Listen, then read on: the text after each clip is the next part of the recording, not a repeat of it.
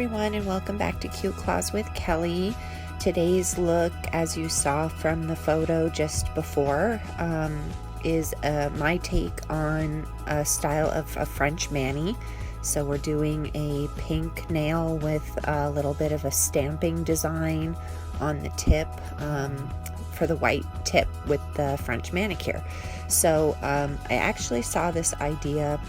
It was kind of reversed in the photo that I had seen, where the white was up near the cuticle, and but it was stamped on over a natural color, and I just decided to kind of do my own spin on it. So I'm going in with this Rossi color, Mad About You, which is a really nice soft pink, and one of the colors that I have not used before. So I have a bunch of colors in my dip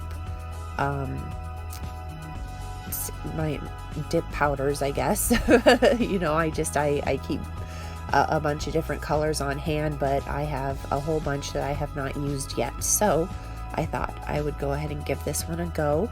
The color ended up being really perfect for this look, and I really enjoyed it, since I had mentioned to you all before that I'm kind of partial to pinks and nudes.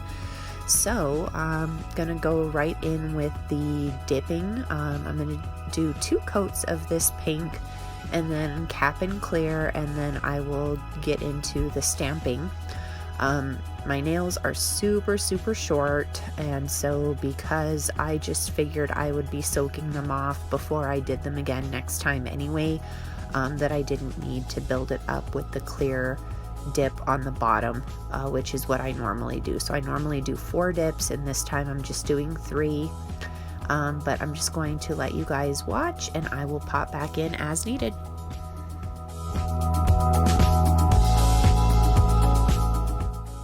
JK, I didn't go anywhere just yet because I forgot. I wanted to mention to you all that this part of the video I'm going to keep real time for you, so you can see how fast I dip one hand, and then after I'm done dipping each nail and getting the first layer on each nail of this hand, then I will speed it up. So I just wanted to let you guys know about that. I usually speed up this whole thing, but I just thought that it might be useful just, you know, to leave it in real time so you guys could see how long it takes. So hopefully that'll be helpful for you if you're maybe considering dip, but you're not sure if you want to get into it, because you might feel it's a really involved, lengthy process, which it definitely can be, don't get me wrong, depending on the design. And you know, I find that with longer nails you need to really spend some time building up your apex, usually with a clear or a natural dip color before you go in with a colored dip. So you know, and then depending on how well you lay your layers, you might need to do a lot of filing. So it definitely can be a little bit of a time commitment. But with this set of nails here, since I just did 3 dips, and you know, I have short nails, I didn't need to build up the apex, and I got my dip to lay pretty well. I didn't have to do a lot of filing. So this mani was actually one that took me like hardly any time at all. Most of the time was spent in the stamping, which you'll see in a little bit, but I will now I'm really gonna go, and I will come back later.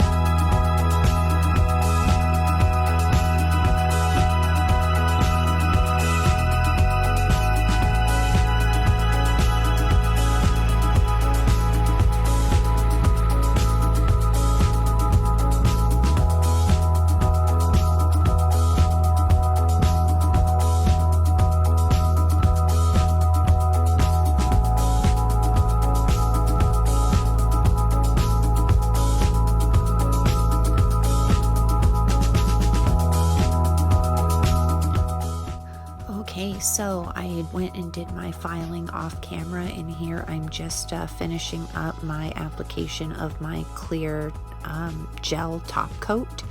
So I didn't want to bore you guys. You've seen me do it, you know, a bunch of times, putting the top coat on my nails. So I do like to top coat my nails before I do my stamping. I just like the way that the stamp lays over the gel top coat, and then if I make a mistake with the stamping, I can just quickly take a little bit of acetone or alcohol even and take the stamp off and then reapply it. So that's the reason that I like to do it.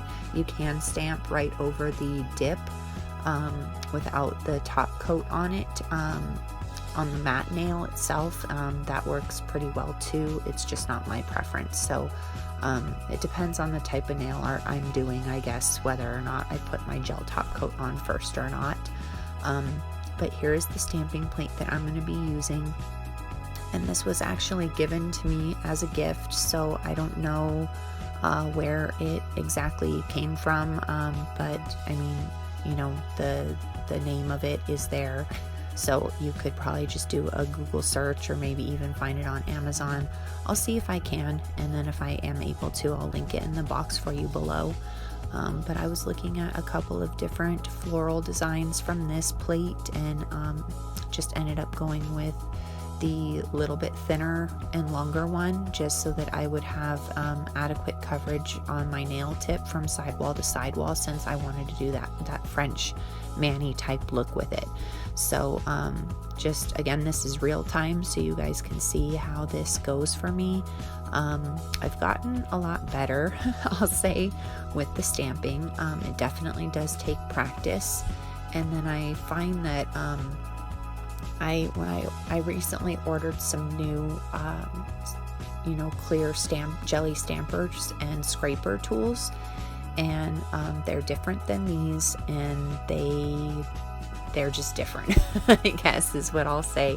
It just takes a little bit of practice, and I wonder too if the clear jelly stamper, because it's brand new out of the box, if that makes it more difficult to pick up the stamp versus you know, my stamper that I've broken in, quote unquote broken in, so that it works a little easier for me, or maybe I'm just more accustomed to using it. But this is the little pump that I use just for cleaning up the stamping plate between stamps, and I've just got a little bit of acetone from it to clean up around my nails after I lay the stamp down. So I'm going in with the white, of course, the Born Pretty. They have a whole line of stamping polishes that work beautifully. So that's what I am going to go in with, and you're just going to see, I'm just going to put some of the polish down on the plate. I'm going to scrape it over to even it across the stamp, and then I'm going to roll my stamper over the top of it to pick it up. And this time it picked it up perfect the first shot. I don't always get that lucky. Sometimes it takes me a few tries to get it the way that I like it.